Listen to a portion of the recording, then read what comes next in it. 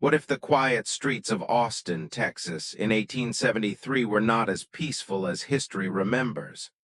What if, beneath the lantern glow and clatter of horse hooves, a shadow moved with a butcher's patience, selecting the forgotten, the enslaved, the women who twalled in silence, then leaving their bones as whispers in the night? This is the tale of the Servant Girl Annihilator, a name etched in blood, and the hidden story of those whose lives were devoured by his blade. Their cries never reached the papers. Their names barely reached the graves. Yet their story, buried in the Gothic marrow of America's past, refuses to stay silent. If you walk with me into this shadowed history, dare not look away. And before we descend further into this darkness, bind yourself to our circle by subscribing, so the ghosts who whisper here will not follow you into the silence of your own nights. The year was 1873, and Austin, Texas, breathed with a fevered unease. The city was still stitching itself together after the Civil War, its streets patched with mud, its wooden porches sagging with age, its air thick with the mingled scents of sweat, whiskey, and decay. Lanterns swung from door frames, casting trembling halos upon the dirt roads, where wagon wheels rattled and horses stamped impatiently against the night. Beneath this fragile glow the city carried on, its laughter loud in saloons, its prayers hushed in clapboard churches. But in the silence that followed midnight, something darker stirred, something patient, something hungry. For the servant girls, black women who worked in the kitchens, gardens, and nurseries of Austin's wealthier homes, night was never safe. Freedom had been promised by the law, yet their lives remained bound in chains of poverty, labor, and disregard. Their hands bore the raw cracks of endless scrubbing, their feet the aches of ceaseless steps, their voices the silence of knowing they were neither seen nor heard. They walked home under the pale Texas moon, clutching shawls tighter around their shoulders, praying that shadows were only shadows. But one night, a shadow proved otherwise. A body was found slumped against a wagon wheel at dawn, half hidden beneath the dust that clung to the road. The woman was young, her dress torn, her body marked by violence so severe that whispers spread faster than the sunrise. Her skull had been split with brute precision, her limbs left sprawled like broken branches, her eyes open wide as though they had seen something unspeakable in their final moment. The authorities arrived, muttering about drunken brawls, about chance cruelty, but the servants knew better. This was no accident. This was a hand at work, cold, deliberate, and merciless. The city recoiled, yet not for the woman herself. She was only a servant, they whispered, another nameless figure in the endless tide of labor. Her death was not the tragedy, it was the manner of it, the grotesque staging, the brutality that seemed less like rage and more like ritual. Men spat tobacco and muttered of devils. Women clutched their children closer when dusk approached. The night had taken on a pulse, a rhythm of dread that no hymn could soften. As days bled into weeks, the memory of that broken body lingered like smoke. The servant girls glanced over shoulders with hollow eyes, their laughter extinguished, their prayers trembling. Lanterns that once promised light now only revealed how deep the shadows ran. In every flicker, they imagined a figure watching, waiting. The city wanted to move on, but the dust beneath its boots still bore the imprint of blood. Something had begun, and though no one dared name it yet, the butcher's hand would not rest. The first death was not the end. It was the beginning of a silence that would spread, a silence filled with screams no one dared to hear. And even as the sun rose, the question lingered in the air like a curse. Who among them carried the blade? The women of Austin's servant quarters lived in the shadows of kitchens and porches, their lives consumed by endless labor that left no room for rest, no room for recognition. They rose before dawn, when the world was still black with silence, and moved through the houses of others like ghosts, scrubbing floors, hauling water, nursing babies that were not their own, preparing meals they would never taste. To the city, they were invisible, faceless cogs in the grinding wheel of survival. Yet it was precisely their invisibility that marked them for the terror that stalked the night. Black women, many only recently torn from the yoke of slavery, carried more than the weight of work. They bore the memory of chains still clinging to their wrists, even when those chains had been struck away. They carried the humiliation of laws that promised freedom, but delivered only hunger, poverty, and exile to the margins of life. Their songs, once lifted in fields, had fallen silent. Their bodies bent under the expectation that they could be beaten, dismissed, or simply erased without consequence. And now, something had turned that unspoken truth into a spectacle of blood. The killings began quietly as disappearances. A servant girl gone missing after an evening's work. Another vanishing while returning home from market. Neighbors spoke of runaways, of drunken wandering, of women who had simply abandoned their place. But the servant girls themselves knew the truth. These were not wanderers. These were daughters, sisters, mothers, women who had no choice but to walk the dangerous roads after sunset, lantern in hand, shadows breathing down their necks. Their absence hollowed the air like teeth pulled from a jaw. And then the bodies began to reappear. Crushed skulls, slit throats, limbs arranged in grotesque shapes that spoke not of chance but of intention. Their lives had been erased with brutality, and their deaths transformed into messages no one could decipher. The newspapers, hesitant and muffled, described them as servant girls of little consequence, women of questionable character, who had fallen prey to some nameless violence. The words bled with disdain, as though their deaths were inevitable, as though their lives were worth less than the ink that spelled them out. Yet in the servant quarters, fear became a suffocating fog. Mothers clutched daughters tightly each night, whispering prayers that God's hand would shelter them until dawn. Men walked the alleys with sharpened knives, though they knew no blade could strike a shadow. The women, exhausted from days of toil, still found themselves unable to sleep, listening instead to the creak of shutters, the whistle of wind against wooden walls, the heavy silence that seemed to press against their chests. Each morning, when the first rooster crowed, they dared to hope the night had passed without another scream. But hope was fragile. For when the sun rose, the city often rose with it to the news of another servant girl butchered in the dark, her body left as a warning, her name swallowed in silence.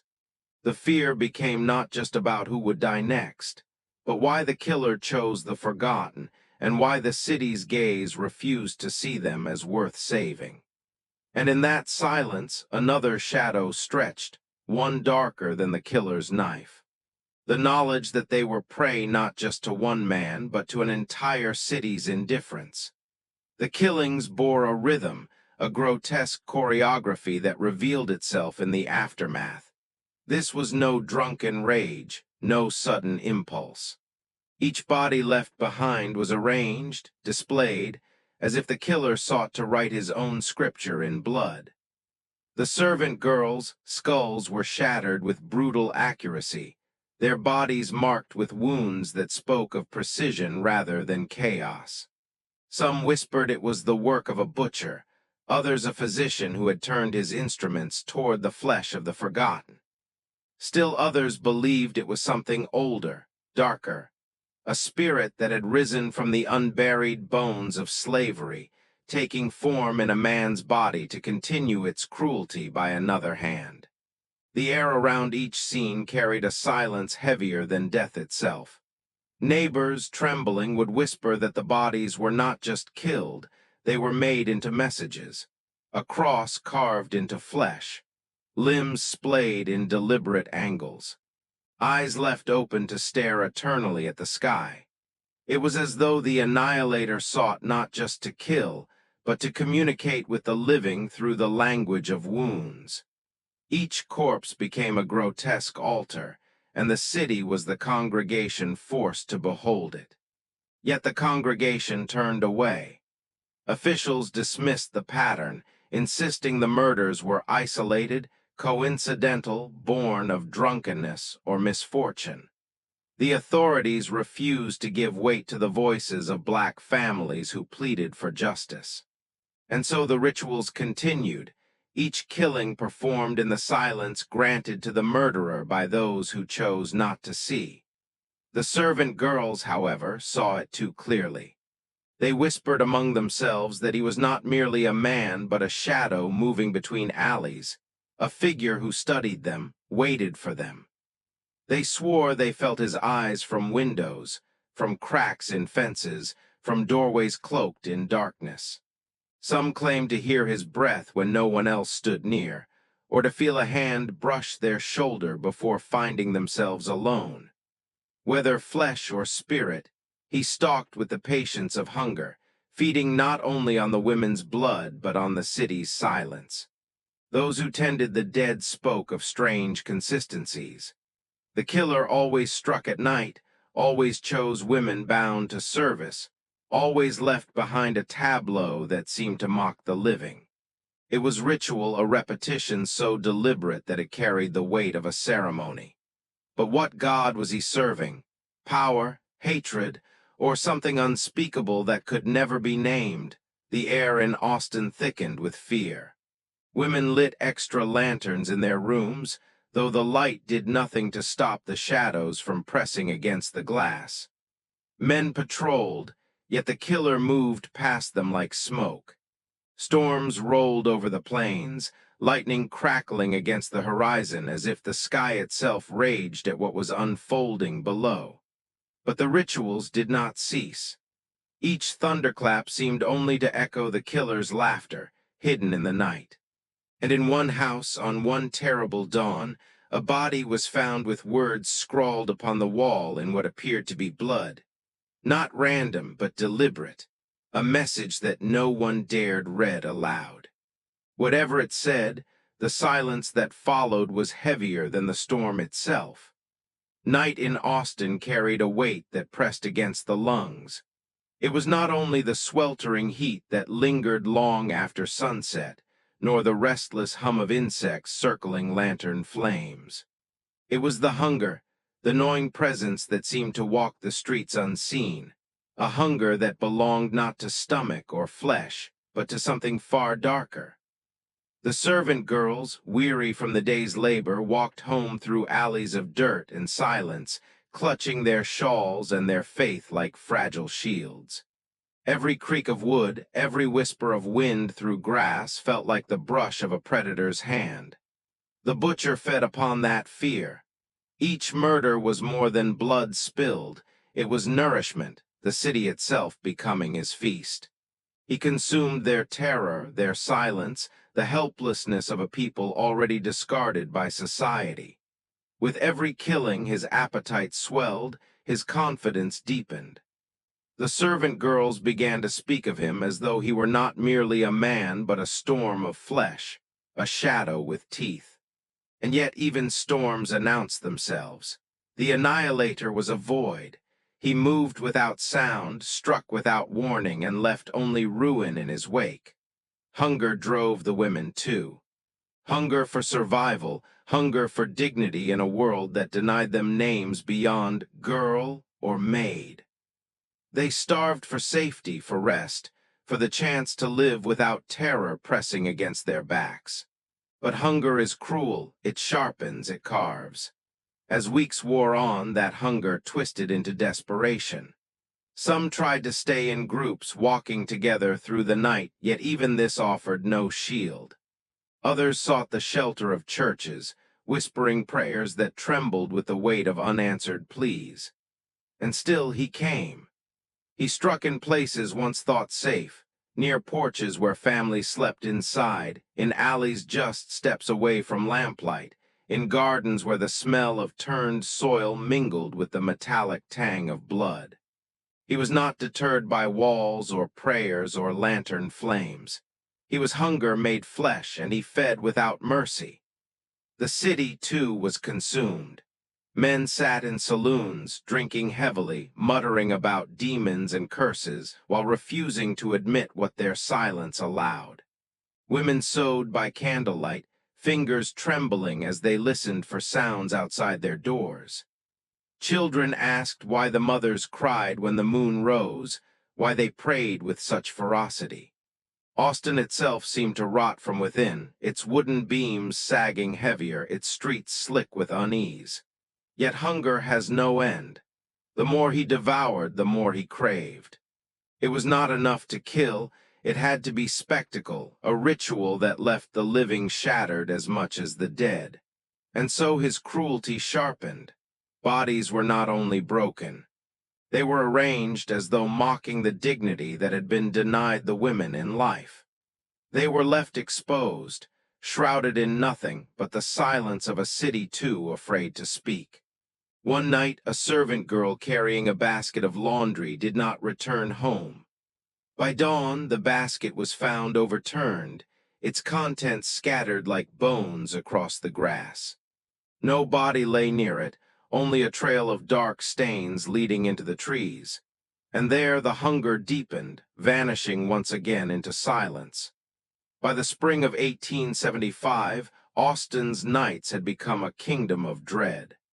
The killings had stretched into years, their pattern now undeniable, their cruelty no longer whispered but shouted in taverns, in kitchens, in the trembling silence of bedrooms after midnight. The city's fear grew swollen, heavy like the storm clouds that loomed over the plains. And just as lightning split the horizon, so too did the butcher's blade continue to tear through the fabric of the city. Austin was no longer a frontier town of promise. It had become a theater of death. When storms rolled in from the west, thunder growled like the echo of the killer's footsteps. The servant girls huddled together, their lanterns sputtering in the rain, their shadows trembling against walls as if pursued by unseen hands. Lightning illuminated the streets, each flash a revelation of emptiness, of absence, of figures imagined but never there. Yet sometimes, when the light struck just right, women swore they saw him. A shape darting between houses, a glimmer of steel, the brief impression of a man who disappeared as quickly as the flash faded. Was it madness? Or was the storm itself his cloak, hiding his presence in its chaos? The newspapers had christened him now, the Servant Girl Annihilator. The name dripped from every tongue with fascination and terror. The wealthy whispered it in parlors, shuddering at the thought that violence could breach their streets. Yet still, it was the black servant women who bore the heaviest weight, who were stalked, slaughtered, displayed. Their lives were cheap in the eyes of the law, and so the killer's storm raged unchecked. The city's leaders made speeches, promised patrols, but every promise dissolved into dust with the discovery of another body. Fear became inheritance. Mothers taught their daughters to run at the sound of footsteps, to carry blades hidden in skirts, to pray before stepping outside after dusk. Families barred their doors with planks of wood, yet the night seeped in regardless, pressing against their walls, whispering through cracks. The Annihilator thrived in that fear, his cruelty emboldened by a city too paralyzed to confront him. And as the killings escalated, so too did the savagery. Victims were found not only mutilated but posed, their deaths crafted into grotesque spectacles as if the storm itself demanded theater. One body lay beneath a tree with arms outstretched like a crucifix, lightning striking above as though heaven itself bore witness. Another was discovered on a riverbank, her blood mixing with the swollen waters, the storm's current carrying fragments of cloth downstream like offerings. The city teetered under the weight of the storm, every clap of thunder a reminder that no roof, no door, no prayer was strong enough to silence the blade. Families who could afford it fled Austin, leaving behind the poor, the servant girls, the ones always left behind to face the storm's fury. And then, on a night when the sky split with unending lightning, the killer struck in the very heart of the city, so close to the governor's mansion that even the powerful could no longer claim safety. The storm howled, the blood spilled, and the truth became undeniable. Austin itself was under siege, and the Annihilator had no intention of ending his reign. By 1877, Austin's foundations trembled with more than storms. Whispers of hidden graves wound their way through alleyways and servant quarters. Tales of bones buried not only in fields or ditches, but beneath the very homes where laughter and prayer tried to drown out the night. Some said the killer had accomplices, men who offered their basements, their barns, their silence. Others believed the city itself was complicit, its leaders too eager to preserve reputation to admit how deep the rot had spread. What was certain was this: the earth beneath Austin was swollen with the dead. The servant girls walked as if haunted, their eyes fixed to the ground, their steps heavy with the weight of absence. Each missing face, each stolen voice, lingered in their minds like phantom footsteps. The fear no longer belonged only to the night. It was in the walls, in the rafters, in the floorboards that creaked as though remembering the weight of hidden bodies. Mothers warned their children not to wander too close to abandoned homes, not to play near old wells, for the shadows there were not empty. They were graves disguised as silence. It was during one such fearful season that a discovery shattered the uneasy quiet. A carpenter repairing the floor of a boarding house uncovered more than rotted timber. Beneath the planks, in shallow soil, lay bones. Not of livestock, as some first suggested, but of women. Their skulls bore the familiar fractures, their ribs splintered as though by repeated blows. The room filled with the stench of rot that had seeped into the very wood, a reminder that the Annihilator's work had not been confined to alleys and gardens. It had lived inside the homes of Austin, hidden underfoot while families ate, prayed, and slept. Rumors spread like wildfire. Was the boarding housekeeper complicit? Had neighbors heard screams muffled by storms?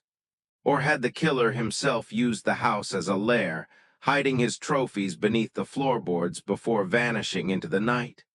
No answer came. The authorities sealed the place, yet their silence spoke louder than words. Evidence was buried once more, this time beneath the weight of denial. But whispers could not be buried. Families spoke of more houses, more fields, more barns that might conceal such horrors.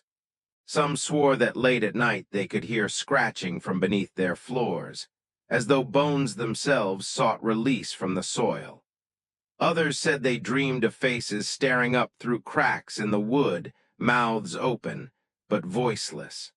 The city lived not just with fear of death, but with the knowledge that death had already been among them, lingering beneath their feet with every step they took. Then came the discovery of a small leather-bound journal. Its pages were stained, its writing jagged as though penned in haste or frenzy. The words were fragments, sentences half-finished, mutterings of hunger, domination, fire, and silence. Some believed it was the killer's confession, others that it was the delirium of a madman who merely fancied himself the butcher.